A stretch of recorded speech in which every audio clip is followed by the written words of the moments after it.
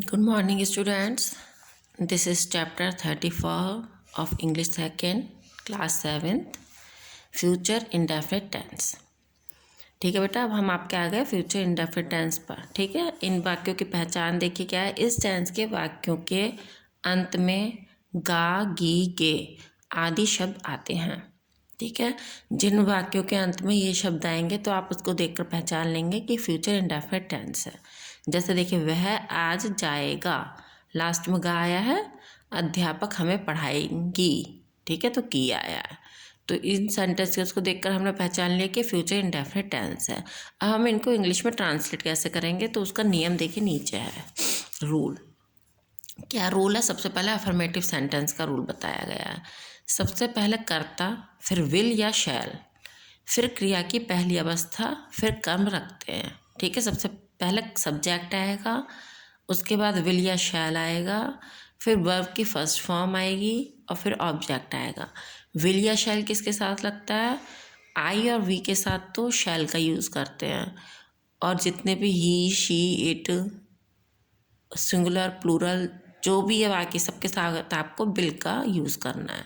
ठीक है, केवल आई और वी के साथ आप शैल का यूज़ करेंगे, बाकी सबके साथ आप विल का यूज़ करेंगे। अब एग्जाम्पल देखते हैं। मैं शहर जाऊंगा, तो मैं की क्या होती है? आई, और आई के साथ हमने आपको बताया कि शैल का यूज़ करना, तो आई शैल। जाने की होती है गो, और वर्ब की फर्स्ट फॉर्म में लगनी है इसलिए गो ही रहेगा। आई शैल गो टू द सिटी। हम यह कार्य करेंगे, हम यानी वी के साथ भी शैल आता है। वी शैल करने की होती है डू, और यह कार्य this work, we shall do this work. ठीक है, अब हम इससे नीचे आते हैं। अब आते हैं हमारे नेगेटिव सेंटेंस। ठीक है, नेगेटिव सेंटेंस में क्या होता है? नहीं लगा होता है, तो हमें केवल क्या करना है? विल या शैल के बाद नॉट लगा देना है। देखिए क्या है नियम। सबसे पहले कर्ता, फिर विल शैल प्लस नॉट, फिर क्रिया की पहली अवस्था, फिर कर्म लगते हैं। बाकी सब वैसे ही रहना है, बस केवल विल या शैल के बाद आपको नॉट लगा देना है। एग्जाम्पल देखिए, अध्यापक हमें नहीं पढ़ाएगा। अध्यापक यानी द टीचर, टीचर के साथ विल आएगा। द टीचर विल नॉट, पढ़ाने की होती है टीच, टीच और हमें यानी अस, तो the teacher will not teach us. मेरा भाई पत्र नहीं लिखेगा। मेरा भाई यानी माय ब्रदर, माय ब्रदर के साथ भी विल आएगा और नहीं के लिए नॉट, तो माय ब्रदर विल नॉट। लिखने की होती है राइट आ लेटर, पत्र की होती है लेटर। इसके बाद हम आते हैं इंटेरोगेटिव सेंटेंसेस पर।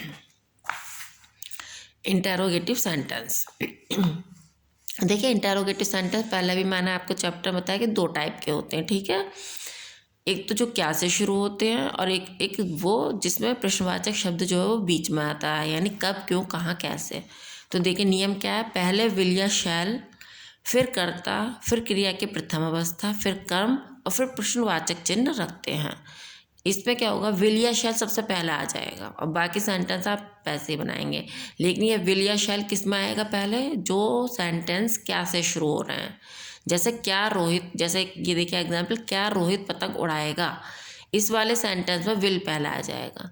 अब विल आप किसके हिसाब से लगाएंगे? रोहित के हिसाब से, यानी सब्जेक्ट के हिसाब से। तो will Rohit fly a kite और क्वेश्चन मार्क लगाया। दूसरे टाइप के सेंटेंस ये होते हैं, वे काम क्यों नहीं करेंगे। देखिए इसमें क्यों पहले आया है, तो अब सबसे पहले क्यों की आ जाएगी, फिर बाकी वैसे ही रहेगा। ठीक है, विल शैल आएगा, फिर क्यों के बाद बाकी फिर आपको वैसे ही बनाना। क्यों की होती है वाई, और विल आ गई फिर वाई विल, क्योंकि दे है, दे। वे की होती है दे के साथ हम विल का यूज़ करेंगे, तो वाई विल दे। और इसमें नहीं भी है तो नॉट भी लगाएंगे आप, नॉट डू द वर्क। ठीक है बेटा, ये चैप्टर आपका कंप्लीट है। अब हम नेक्स्ट चैप्टर पर आते हैं। Chapter 35 present continuous tense.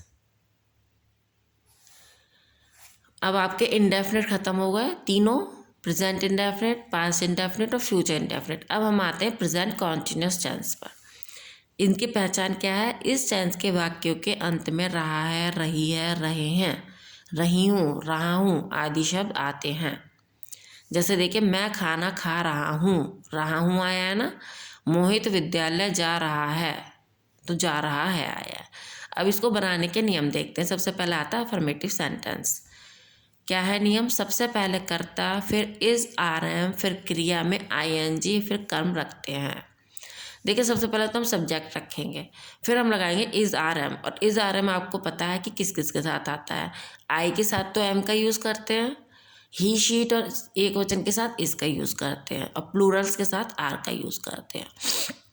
फिर वर्ब की फर्स्ट फॉर्म में ing लगेगा, फिर ऑब्जेक्ट आएगा। एग्जाम्पल, वीर बाजार जा रहा है, वीर बाजार जा रहा है, तो वीर और वीर के साथ इज आएगा। वीर इज जाने की गो होती है, तो गो में ing लग जाएगा, गोइंग हो गया। To market, Veer is going to market. मैं पत्र लिख रहा हूँ, मैं की आई के साथ एम आएगा। लिखने की राइट होती है, तो राइट में ing लग जाएगा, और पत्र की होती है अ लेटर, तो I am writing a letter. Okay, अब हम आते हैं इसके नेगेटिव सेंटेंस पर। सबसे पहले कर्ता, फिर इज आर एम, फिर नॉट, फिर क्रिया में ing, फिर कर्म लगते हैं। सेम वैसा ही रहना है, केवल नहीं, क्योंकि नेगेटिव में नहीं आता है, तो इज आर एम के बाद नॉट लग जाएगा। ठीक, वह तुम्हें गाली नहीं दे रहा है, वह की होती है ही के साथ इज आएगा, फिर नॉट लगेगा।